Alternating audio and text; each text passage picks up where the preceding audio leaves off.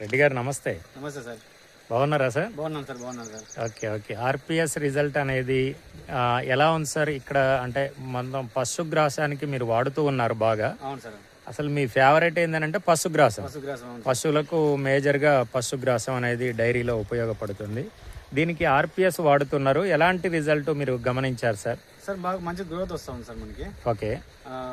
ఫర్టిలైజర్తో పాటు కలిపి యూజ్ చేయడం వల్ల మనకి తొందరగా కటింగ్ వస్తుంది సార్. క్రాప్ కటింగ్ వస్తుంది. తొందరగా కటింగ్ అనేది వస్తుంది. తొందరగా వస్తుంది.